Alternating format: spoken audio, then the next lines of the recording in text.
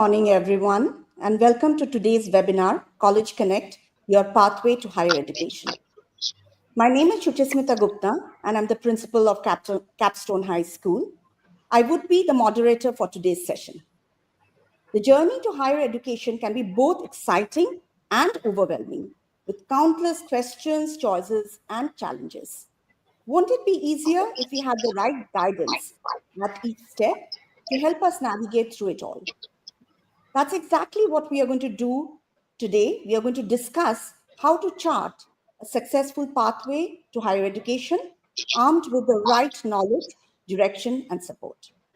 This is the second session of a series of webinars hosted by Capstone High School to celebrate the completion of 10 years of excellence in bringing quality, affordable, and accessible education to our students. Through these discussions, we aim to deep dive into various aspects of education, helping students not only to find their way, but also to empower them to realize their full potential. So let's begin with a brief introduction to our esteemed members of our panel. Joining us today is Ms. Nivedita Mukherjee. Ms. Mukherjee is a distinguished education advisor with over 15 years of experience in shaping holistic learning environments. She's very passionate about understanding individual students' needs. She focuses on evolving pedagogical practices and creating sustainable framework for the educators. Welcome to the session, Ms. Nivedita. Thank you. Moving on, Ms. Anubrata Pati is a seasoned educationist with over 17 years of experience in global higher education. He has been associated with prestigious institutions like Bangalore University, Edith Cowan University, and University of Aberdeen. Currently at Watson University, he leads strategic initiatives in students' outreach, academic collaboration, and career mentoring. Welcome, Mr. Anu. Thank you, ma'am. Next, we have Ms. Vindhya Kushal. She is the Associate Director at Vidyashid University, Bangalore. She leads counseling and admissions with over a decade of experience. She has worked with Flame University, Symbiosis, School for Liberal Arts, and Kriya. Ms. Vindhya has counseled over 5,000 students and spearheaded projects like Build My University Project and curriculum development for rural schools. Welcome to the session, Ms. Vindhya. Thank you so much. Moving on, Mr. Nitesh Balraju is an experienced professional with over 10 years experience in finance, sales, digital marketing, business development, and student counseling. He currently leads admissions marketing and outreach program for Narasimha Monjee Institute of Management, Bangalore, and manages admission inquiries for its Mumbai campus too. Welcome, Mr. Nitesh. Thank you.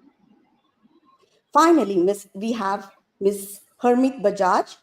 She is the CEO and co-founder of Hermata Consulting. She is an educator and an entrepreneur, passionate with guiding students and young adults in designing and redesigning their career paths. With experience as a college professor, business consultant, trainer, and a parent, she connects the dots while working with the youth and empowers them to realize their full potential. Welcome to the session, Ms. Harmeet.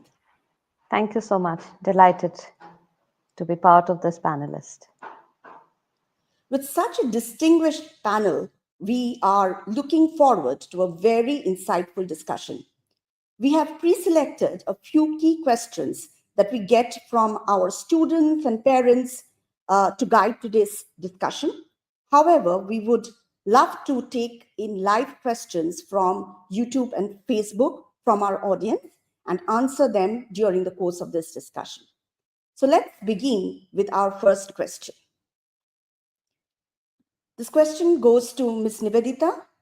Ms. Nivedita, students often experience a lot of pressure and stress during their board years from grade 9 to grade 12, especially when they are preparing for their college applications. what are some of the effective strategies that you recommend to help students cope with the stress and maintain a healthy balance? Well, what a question to start with. um, in our context, as a parent, as a teacher, and as a administrator, um, I can actually feel the pressure on children due to this very high stakes nature of board exam, which comes at the same time as, like, these are back to back in 9, 10th, 11th, 12th. Board exam, competitive exam, college applications. And each of it is like considered to be life determining.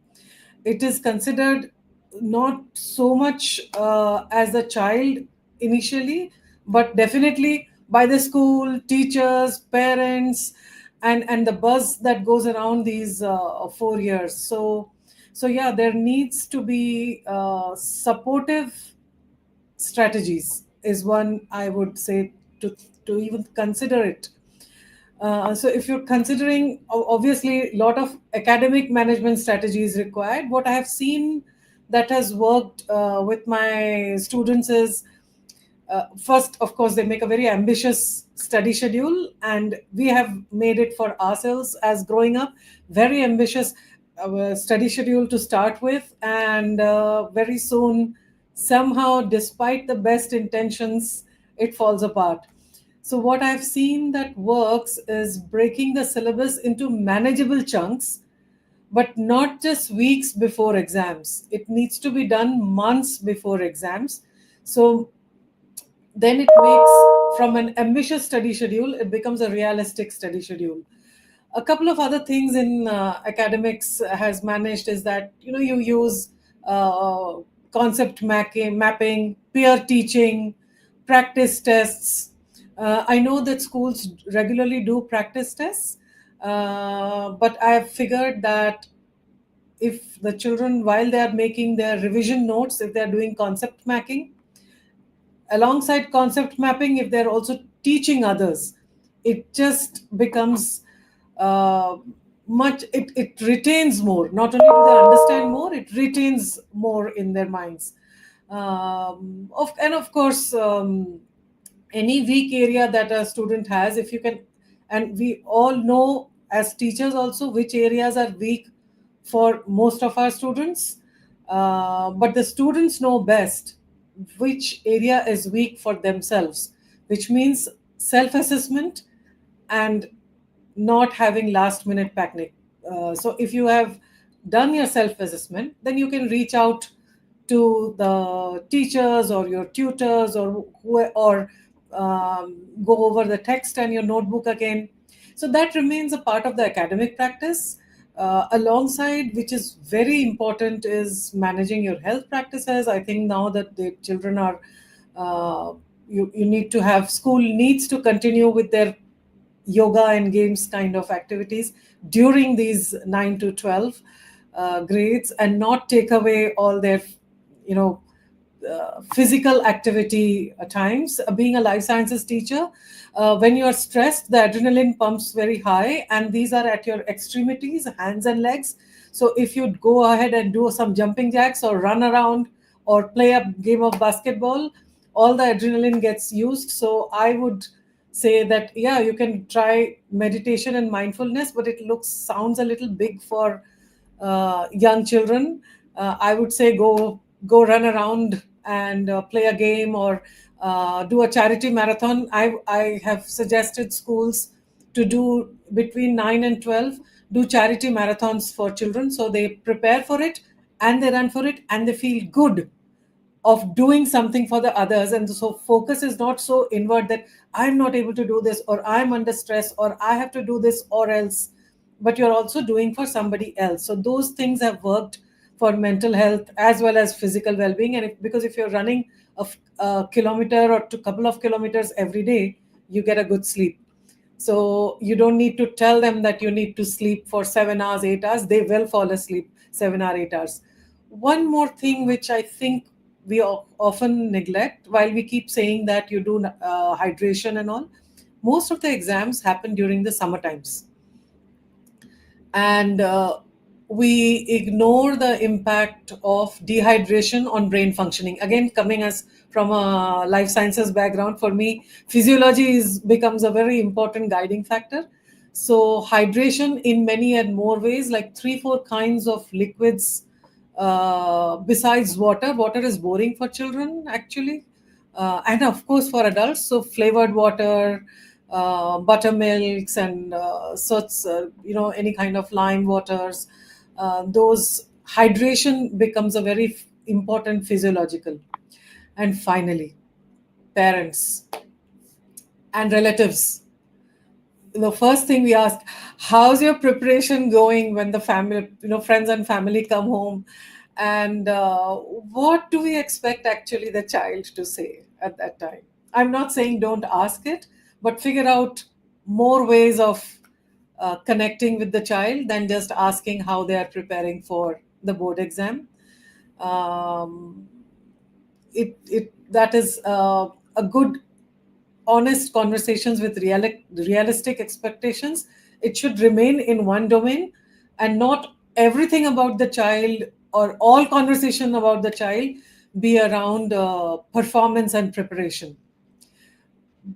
Well, the point I'm trying to make is that all your physical preparation, mental preparation, strategies, everything is fine, but managing perspective is supreme. Board results are important, but not end of life. That okay, this or now even CBSE is giving second chances. They've announced second chances, so it's not, they're reducing the high stakes to such that you can try again. SATs allow you to try again. I'm hoping that college admissions, and since we have college admissions people, there should be a possibility of applying again to the, by JEE, IIT, you apply again, right? Any exams you do again. The board is particularly high stakes, that you either fail or you pass, or you get this percentage or you don't. But I'm very happy to hear that CBSE is giving that option of trying again. So I think that perspective is very important. I will do my personal best is a good kind of positive self-talk than I have to get 95% marks, because it makes it quantitative. You can make quantitative if you're thinking of a goal. Okay, last year I got this, now I will get this, and thus I will get that. So if it's a continuum, that I will not only maintain this, I will do delta better. That perspective is important. So aiming high is great, being ambition is good, absolutely fantastic, but being realistic is also helpful to manage perspective, is what I mean. This is what over the years I have seen, the difference between stressed out child, and these are very important growing years. You can't have the years where the children argue, discuss, create a worldview, only remain narrow focused on textbooks.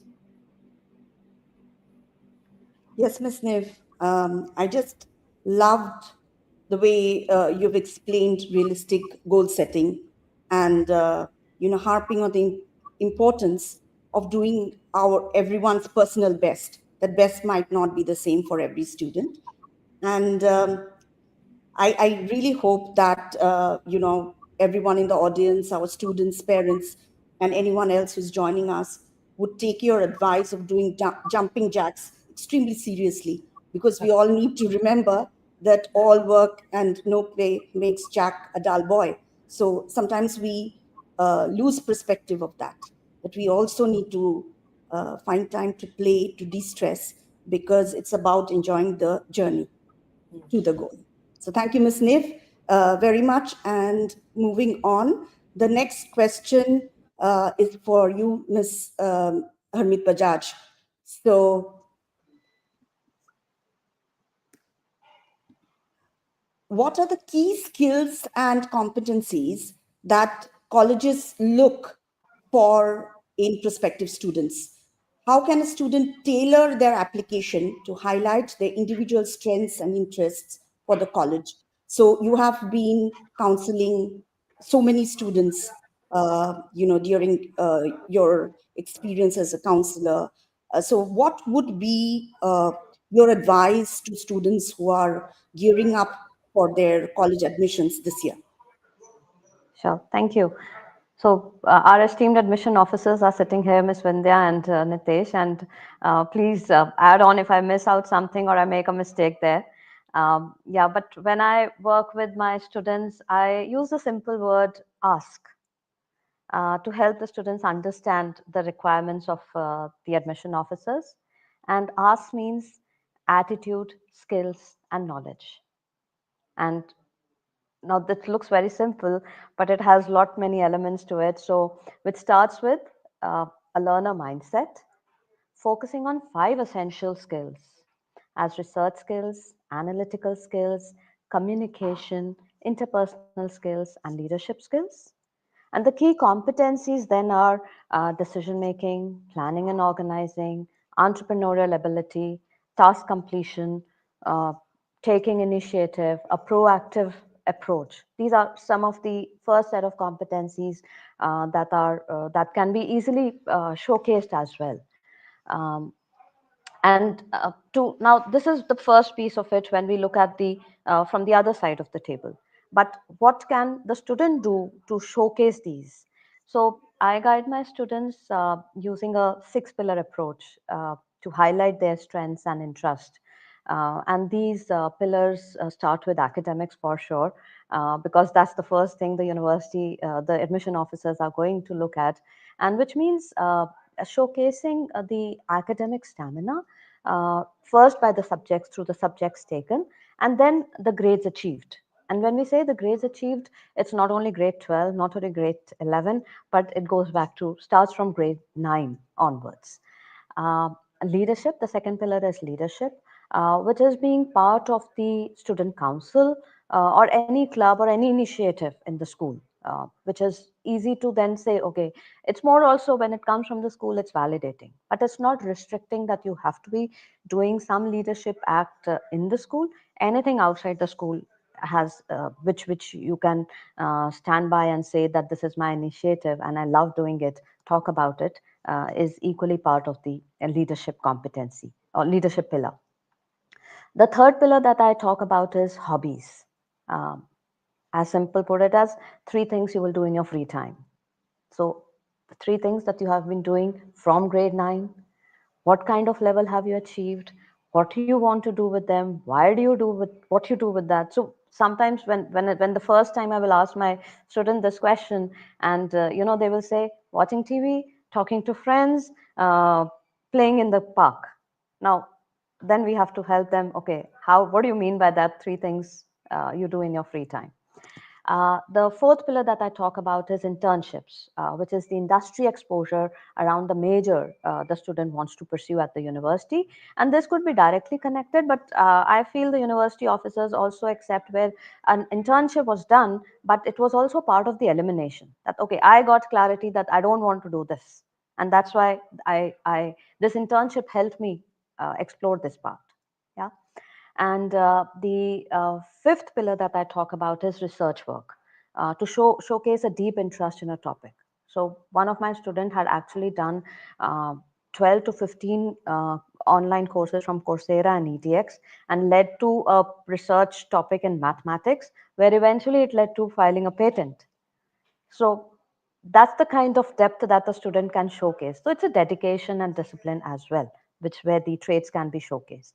And the last pillar that I talk about is community service, which is not only the ability but the willingness to give back to the society.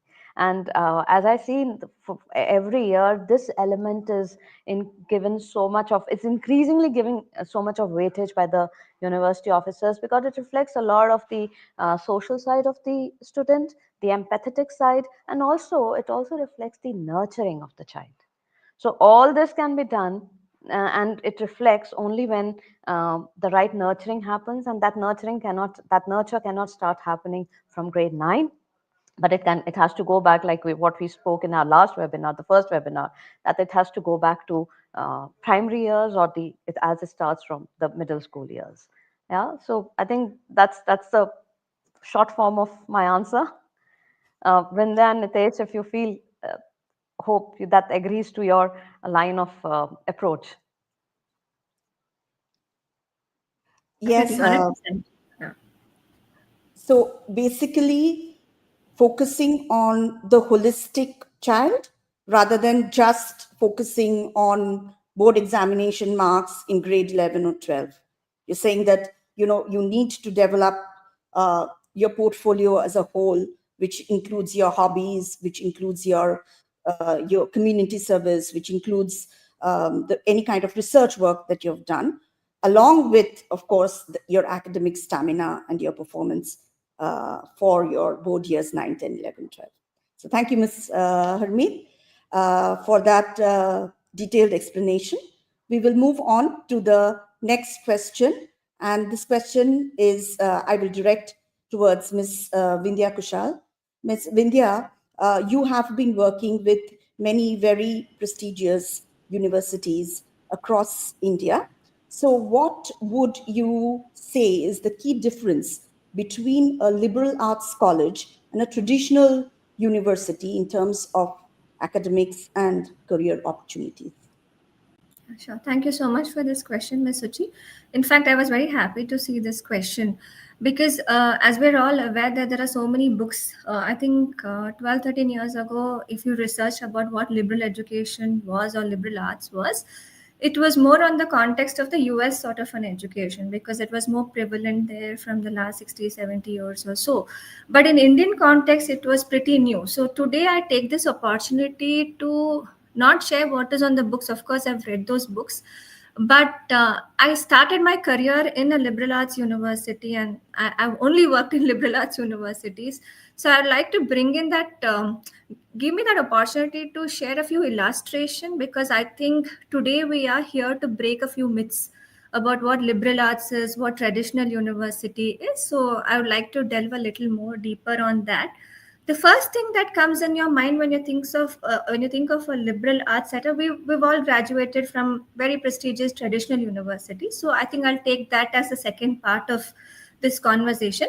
But one thing is, when you apply to a liberal arts university, the best part is, even at the entry level, you're not asked if you're a science student or a humanities student or a commerce student.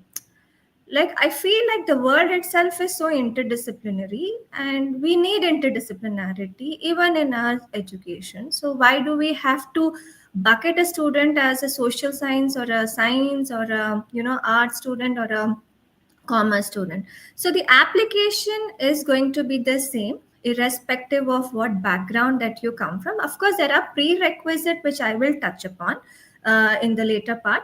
So when you apply to a university, and then when you come into the university, you are allowed to come in an open mind. So if you all understand, when you're applying to an undergrad education, how old are you? You're just 18 years old. So how would you expect somebody to be fully informed? Of course, there are some great career counselors that we see, like Suchi, like I see Harmeet, and I see Nivedita ma'am, all of them. But then again, a student needs to be allowed to meander through courses and then come to a decision on what I can perhaps consider as my major or minor. So that's a very, very key element in a liberal arts education, where you kind of meander through, then choose what your major and minors are. That's one. So which comes under the bucket of flexibility. The second component in a liberal education setup is the unique major minor combination that one can offer. So, many a times we come across a student, when I am kind of counseling a student says, "Ma'am, I'm interested in psychology, but at the same time, also interested in business. So what can I do?" But, because you're not offering me both, I rather consider, a psychology program, and then I probably do my personal reading on business or whatever it is. But in a liberal arts setup, you can actually choose a major in psychology, a minor in business, perhaps. And we all know the benefit of doing an interdisciplinary or a multidisciplinary curriculum. Imagine now when you get into a company like Netflix or a Spotify, why would they only want you to have a business acumen? They would rather want somebody with a business and psychology background, because which is interlinked to your AI, which is interlinked to understanding consumer behavior, right? So that's, I'm just giving you one example. In the interest of time, we can talk about 100 such examples. That's so. The second option, the second thing about a liberal arts setup is that you could have a very, very flexible interdisciplinary sort of a curriculum. The third very important thing that I want to really bust the myth is that, often parents say that, okay, what if my child is a jack of all and masters in none? That's the question that comes up. I mean, of course, I have to really appreciate these days parents take a lot of inputs from universities to understand what liberal education is. But of course, when you say that, okay, your child is studying these many courses, it's a common perception that you might have, which is okay, why is the child exposed to so many disciplines and you may not have depth in the discipline? That is not how it is.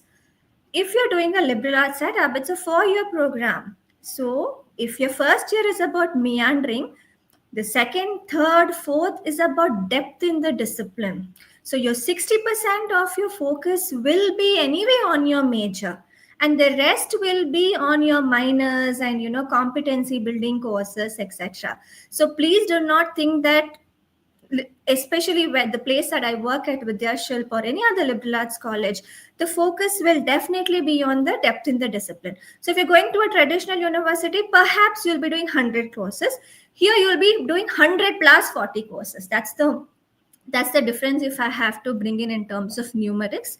The fourth one is it's really, really research driven, which is that anything that you do. So often I know there is an upcoming question which is on industry interface. Why should anybody just do an internship? Why should just anybody look at placements? Why not have your curriculum which is embedded through an industry expertise? Why not do projects on a daily basis where you're talking to industry experts? And that is something liberal arts will definitely enable you to do.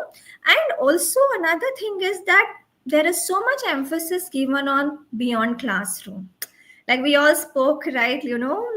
Why not we have, when we have exertion, so why not we meditate? Why not we like do sporting? But of course, when you're doing rigorous program, you will be exposed. So sports is mandatory in a liberal arts setup.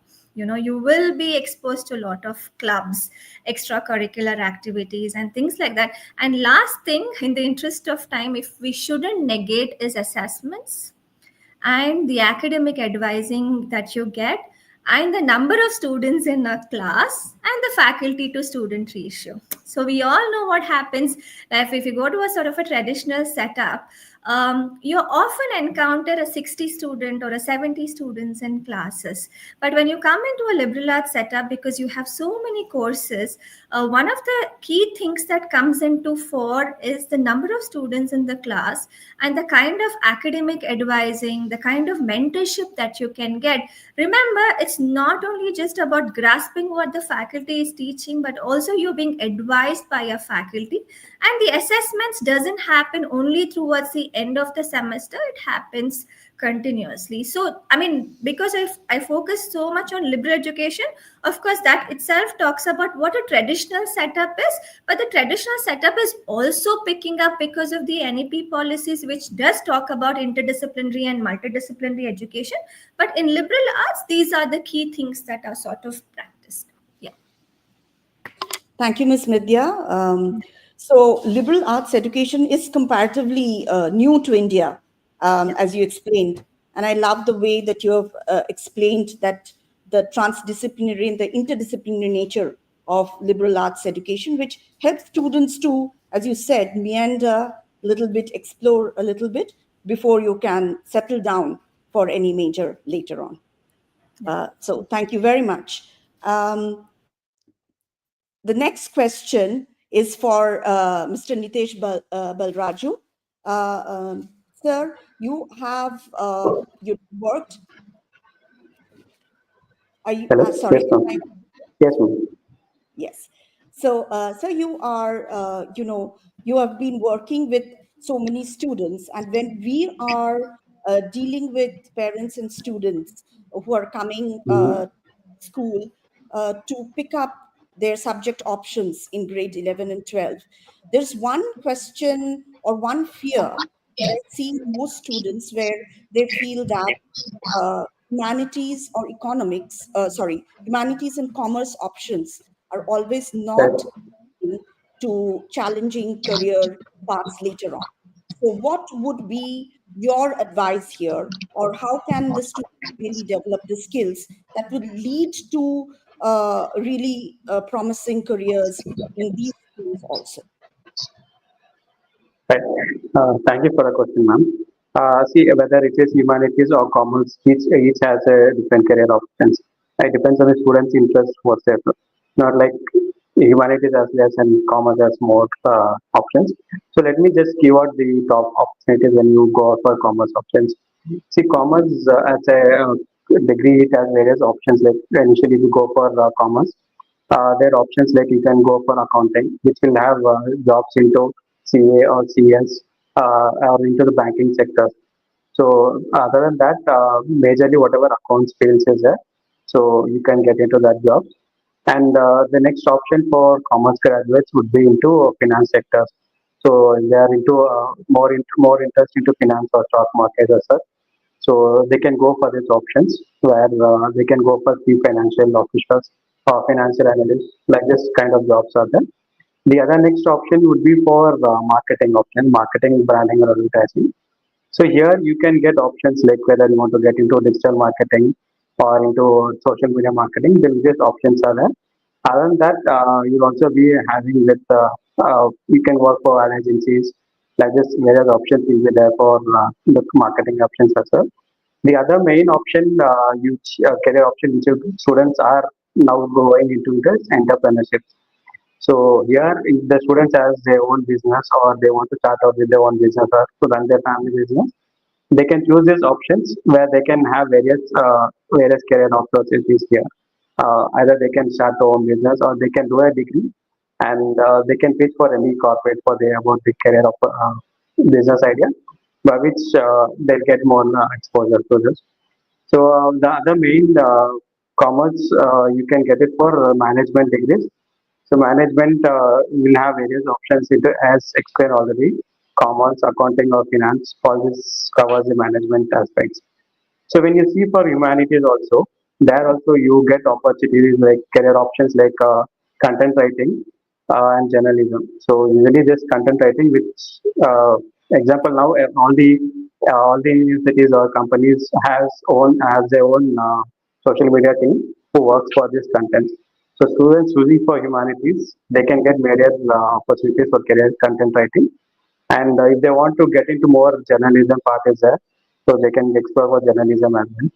So this, other than that, they can also work for NGOs or any public sector undertakings. Like this, various options are there. So finally, I would like to conclude that whether you take humanities or commerce, there will be various options for you. Whether if you are doing it in a 3 years degree or in a 4 years degree, so you can get out various career opportunities. In case you have additional knowledge, you can take up any additional coachings also, and you can get various. Other than commerce, you can do an additional uh, careers as well for this. That's it. Thank you, sir. So, basically, to wrap up what you shared with us, that whether it's humanities or commerce, there are various career paths which are open for students who are taking these courses also. So, it's not Right. that, the career options are only available for those who are taking science major or engineering major, because that's Right. one myth that we have, right? That if you have to go somewhere in life, you just have to do science and math related questions, subjects. So thank you very much. And now the next question we will take, it's a live question from a student. So I will, rotate it among Vindhya, Anup, and Nitesh, and also would like Harmeet and Ms. Niv to add on to this. So the question says that my sister wants to do a BBA and an MBA combo for 5 years. Is this overkill? Should she do a technical bachelor's degree instead and then an MBA?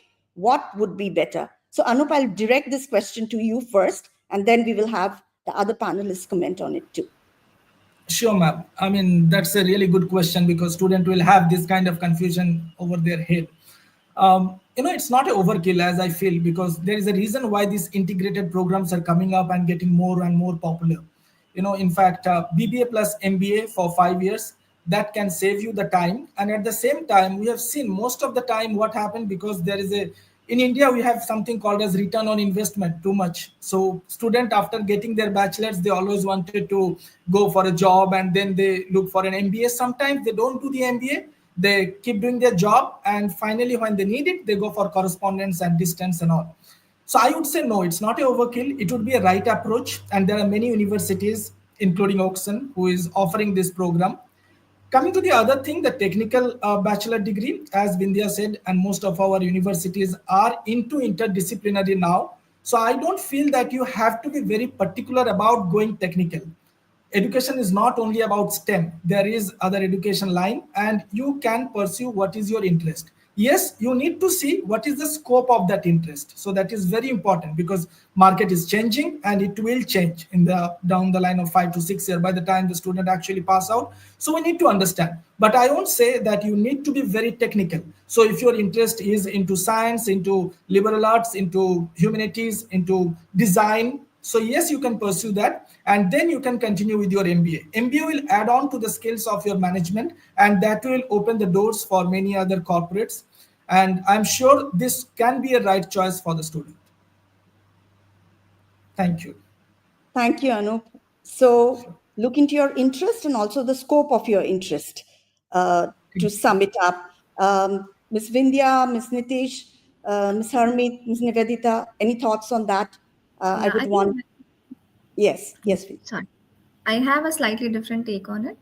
I feel like, see, MBA is something that anybody these days would like to pursue. Like, even if you speak to a doctor also would say that I want to do an MBA because I want to kind of understand how administration works, how business works, and things like that. I know a student who did undergrad in performing arts, who kind of felt that, okay, yes, I'm good at what I'm doing. Yes, I'm good at dance music therapy. But at the same time, perhaps I want to do a master's in marketing. So that's also another perspective to look at. So my suggestion is, if the need of the art or the current interest of yours lies in a particular undergrad, please go ahead and do it, because undergrad is a very, very formative years of your life. So you're spending your 4 years undergrad at a particular university. Who knows, you might feel like, I want to change this university because I want to get a different perspective. I want to meet different set of faculty, or I want to go to a different country. So these are things might come up because you really want to change at some point in time. So my suggestion is focus on your undergrad. Yes, the time is an essence, but why do we have to rush education? Education can even happen when you're 60. Education can even happen when you're 50, right? So there is no time frame for studies as such. So first, look at what you want to do in your undergrad education, because you need to have your foundation right. I'm sorry to say, but the foundation has to be right for everyone. And once I know I have that maturity, I can do whatever I want, then think of your master's. Even after doing your undergrad, what if I think, okay, no, I want to do MS in sustainability. We all see, my undergrad was history, economics, political science, but I went on to my master's in marketing and management communication. I ended up feeling that marketing was my interest. So things can change with age, things can change with trends.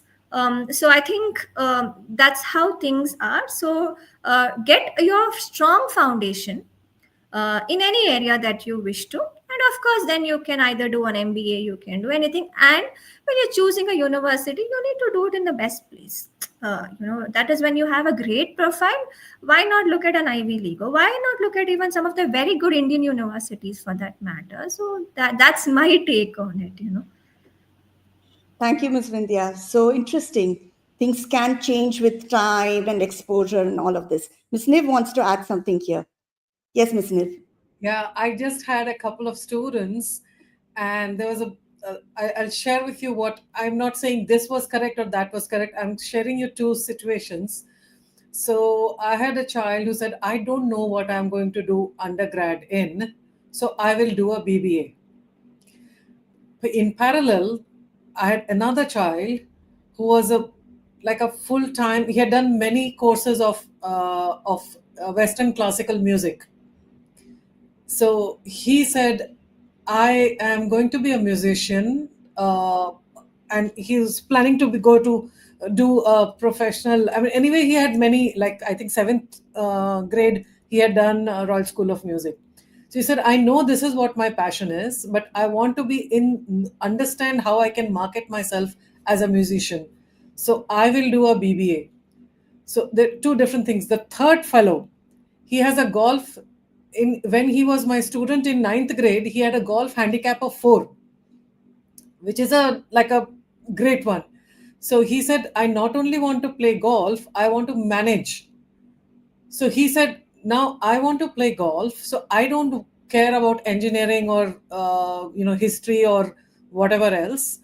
He was my student, so he was a science student at that time. So I said, you'll not do this? Why can't you do an undergrad in BSc and then you can play golf? No, she said, no, I know I want to do this only. So he went on to do sports management in University of Colorado Boulder.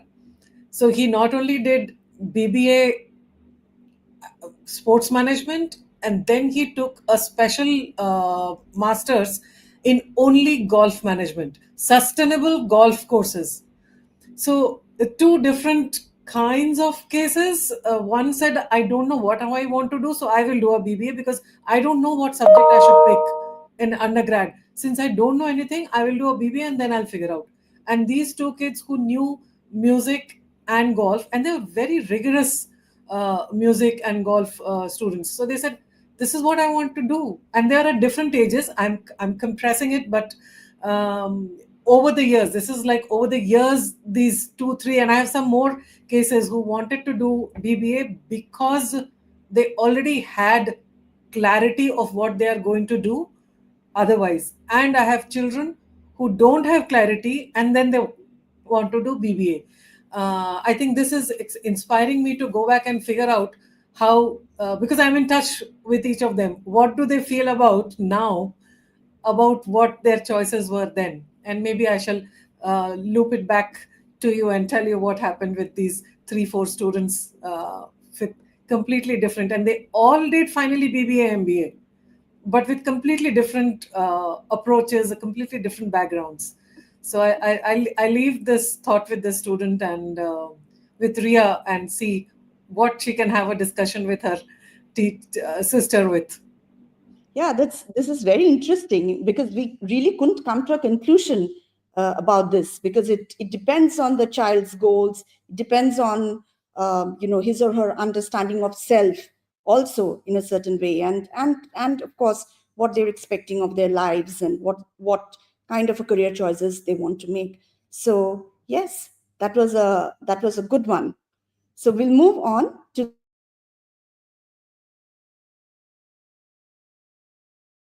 move on to the next question. And this question, I will direct it to Ms. Harmeet first, and then we can have the other members of the panel also commenting on it.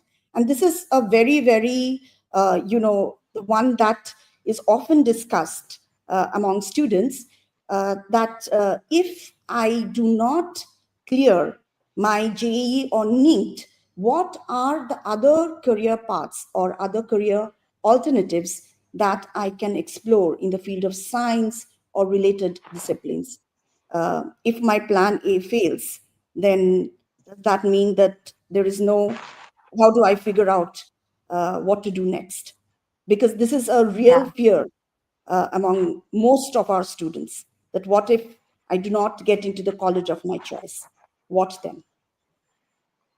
Yeah, definitely. It's the fear of the child and probably a bigger fear of the parent. So the parent will definitely have a plan B, while the child would still be saying, okay, I can do it, which is very important because then only the child can sail through that whole pressure, stress, and the academic requirements. But the good news is that now, besides engineering and medicine, the allied careers have picked up a lot. And but when we have to make a decision and understand what could be the various allied careers, then we have to look at subject wise. Because if a student is preparing for engineering, that means the student has been studying physics, chem, math. And if the student has been preparing for NEET, then the student is studying physics, chemistry, and bio. So now, out of these three subjects in both these categories, one subject the student will not like, and one subject the student will be very passionate about. So we have to look at it as pick up the subjects. For example, bio. Now, bio, there are plenty of allied careers and highly paying jobs as well, which lead to highly paying jobs, which is like physiotherapy, nursing, our food and nutrition, anything around human anatomy is great. Very specific courses could be if a student is interested in pharmacy, there's a possibility. Few students take it, but yes. The other upcoming area is computational bio. If the student has taken math or gets into a university where the university allows to meet the requirements of the program, then computational bio is again a huge course. Because when a child is doing engineering or when a child is preparing for the engineering or the medical exam, I think the mindset is also both of the child and the parent is that I am employable immediately after doing my graduation. So that's the first step. So when we look at these courses, it could be bio brings that opportunities, food and nutrition, psychology, physiotherapy. These courses lead to immediate employability as well. But coming to the other STEM courses like physics, chem sits everywhere, right? Chem be a part of bio or chem can be part with physics. But physics and math itself can bring in courses. Student can start with a bachelor's BSc degree in physics or mathematics. Now, the interesting trend that is happening is that the industry is also looking out for students who have done their graduation at one single subject and build a strong foundation because they have a grip on it, versus engineering where they know that there's a particular engineering strength that they're bringing in, but subjects like physics and math bring in a very different set of skill which the industry is also ready to absorb. So, but it's a little longer ladder. With doing BSc in physics, the child has to then do a master's. Same way for mathematics. But these can be supported with good internships to strengthen the resume of the student right at the undergrad level. So that as that strength builds up, the profile of the student improves to get ready for the industry as well. Another interesting course is forensic sciences, or a BSc in statistics, which is again leading to employability. So while the child is preparing for, has built that rigor of, or the muscle rather for entrance exam. So any other entrance exam is easy for the child. So for a BSc in statistics, if the child has to give that entrance exam, that's possible. Or universities like Vindhya University as well as Narsee Munshi, they have these courses which they can add to this point where they absorb such students and they get those requirements. Right? And these students shine and perform much better in the university because their academic muscle is very different, because they are prepared for these engineering exams. Vindhya and Nitesh, if you could like to add to this. Yeah, sure. I'll just quickly add. So if you're looking at, I mean, obviously, if you don't clear NEET and you are somebody who's interested in biology, then like Harmeet mentioned, there are plenty of options for you. I mean, in fact, you can even look at biotechnology, which is already an upcoming field, biochemistry. Other day, I was listening to a podcast by Kiran Mazumdar-Shaw, and she said that even if you do a biotechnology or a biochemistry, even you can work in a beer industry. So which I'm talking in terms of if you're interested in biology per se, there's a lot of options for you. But if you're looking at, say, again, is somebody who want to get into engineering, but also I would quickly suggest that do look at the eligibility criteria of different universities. Is JE mandatory for that particular university? Because don't lose your hope. There are good universities or these new age university who still says, okay, JE is not required to get into a technology program at the university. So you can still look at the eligibility per se of these universities. And lastly, is that even BSc is a very, very good option to look at. Like, these are all nomenclature which are derived from a very long time. Like, when we were studying, B was engineering, then suddenly B Tech is engineering now.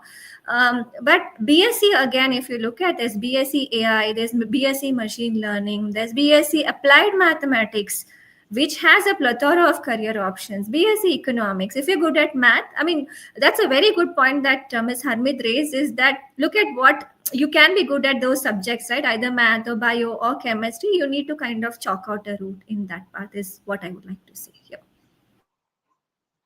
So yeah, that was that. First, figure out what you're good at, do your research, do not lose hope, and make your resume and portfolio stronger with internships. So all of those were very, very interesting points. I'm sure the students in our audience would have got something about it from this discussion. And we are almost towards the end of the webinar. We can take one more question, and there's an interesting one that I would like all the panelists to really, put their thoughts and share their ideas on this one. So now, in today's age, the students do have a lot of options. There are new age Indian universities like Vidyashilp and Nursi Munji and Watson and many more that have come up.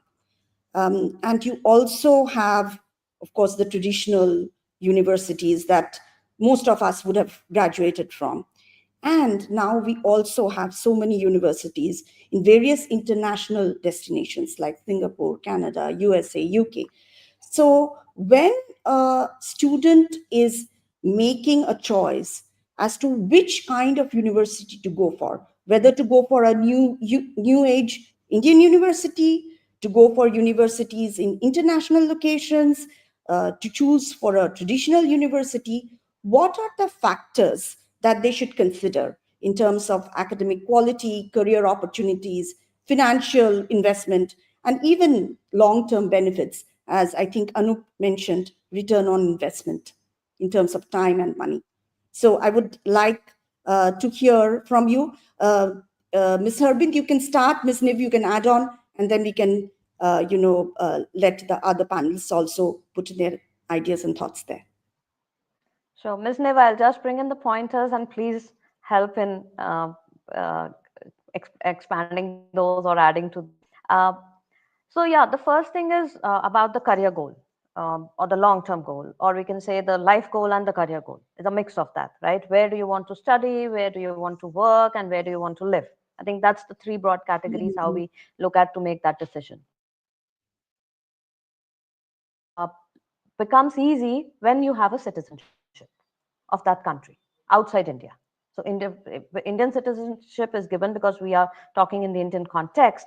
But if you have a citizenship of any other country, then this decision can be connected to the citizenship.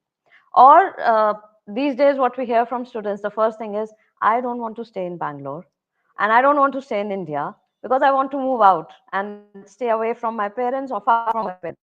If that's the question, then I think our role is to help them understand, okay, where there could be opportunity. So US for them, it's a very first set of country that comes to your mind. But also, if where do you want to stay and eventually live your life, then there are countries, many countries are opening up, providing citizenship in a decent number of years than we saying, okay, I go to this country and I'm not going to get citizenship, but I just do my education.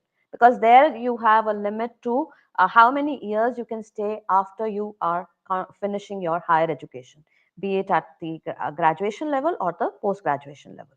So those restrictions are there. So the placement, the co-op opportunities, all those things add to it. Now, the second is How far do you want to go is the question, is the point which the parents think. How ready is my child in terms of life skills, in terms of the ask, the attitude, skills, and knowledge.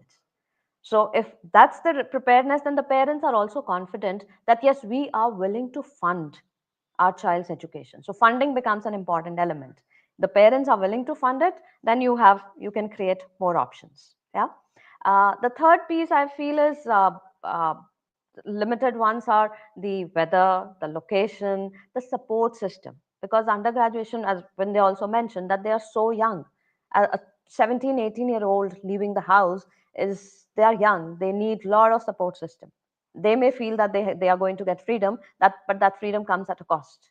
So if there is a family support system or friend support system, I think that is a good way to also look at a destination. And primarily when we look at factors, so financial opportunities, but the university itself, the international universities also know that India is a good market for them. They are also coming into our country and setting up their campuses. Or universities like Vidyashilp and Narsi Munji and Voxen also, they are now having collaborative programs. You do 1 year, 2 years in India, and then you carry on your journey abroad. So those are excellent options, and these could be connected to the budget, and these can also be connected to the career clarity. Because in 2 years, the child will know whether should I take that option or not. Am I ready, or let me do my 4 years in India and then go for my masters abroad? Ms. Nev, your thoughts, please. Yeah, I think you've perfectly shared. I mean, it is a nice combination of uh, logistics, which includes financials and also emotional. Like, if do I think my child is ready? Does the child think ready? And if the child thinks they are ready, how are they showing in action that they are ready? What kind of things that the child has done, starting from keeping their house in order, in the room in order, and that's a big challenge. I know when I'm doing teenage parenting counseling, that's a big challenge that the parents have. And the first thing is that घर तो साफ नहीं कमरा नहीं रख सकते, they वहां जाके they have to cook, clean, launder, then how will they even survive? So it is also the parents' responsibility to give them these life skills. Similarly, it is a child's responsibility also to show that I can do. Secondly, I think that it is not just the objective of going away. Going away objective can be managed by traveling. Children travel in groups, youth travels in groups with nice, proper chaperoning, proper guided. So, going around the world is in many ways you can fulfill. It doesn't have to combine with your wish of education. Secondly, what the current universities are offering is the ecosystem in the university is very nicely diverse.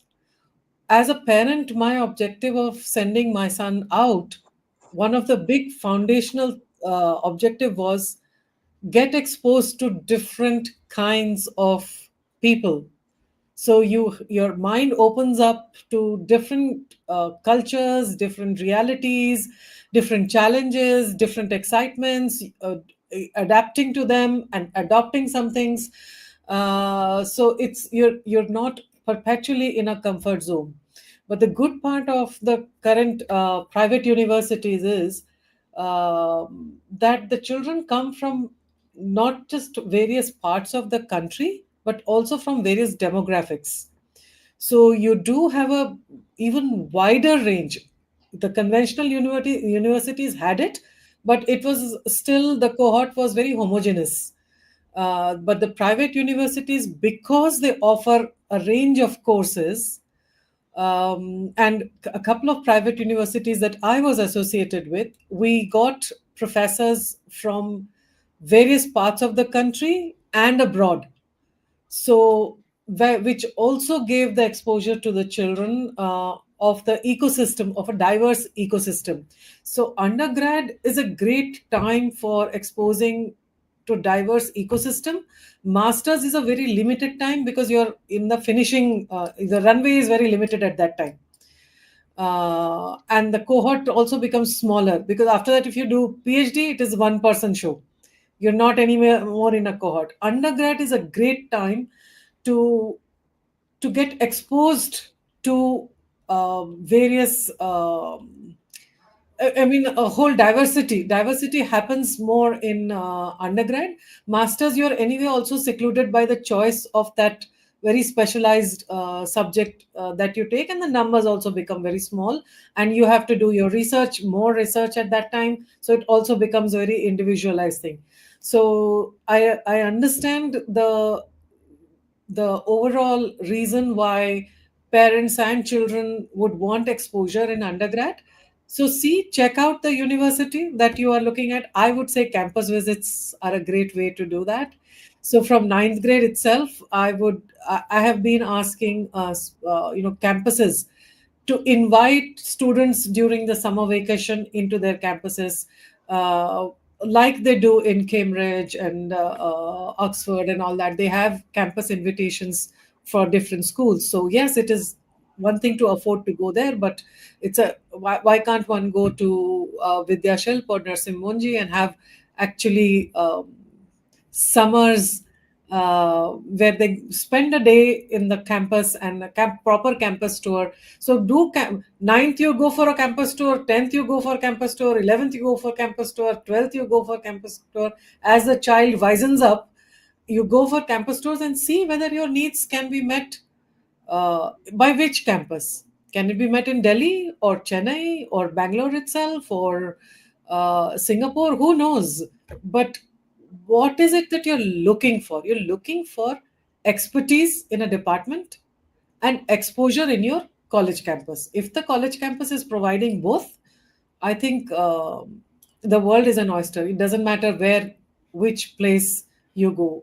But we have to, as schools, I would say, Suchishmita, you might want to consider college tours. And at the campus people, I might want to say that please invite ninth graders and eighth graders to your campus for them to have a feel. If you are having an event day in the campus, have them come and see what a life in campus looks like to an eighth grader or a ninth grader. It goes a long way. It's like just how we think industry academic, uh, you know, coupling should be Connect. done in colleges. Connect, yeah.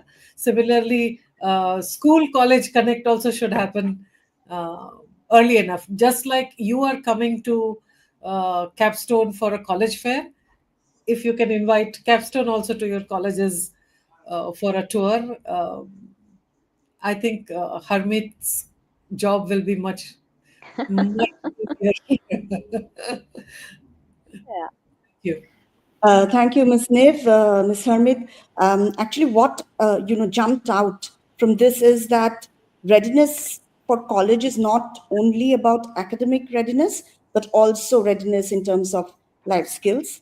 So that's something that was great takeaway from this discussion. The other thing that I loved is that go for campus visits from ninth grade onwards, because it's not about an international destination college or something in Bangalore or something outside Bangalore. It's about finding your right fit, because you have to stay with that university or college for at least 3 to 4 years, which is a long time to spend in a certain environment. So it's very important that you go to a place that is a right fit for you.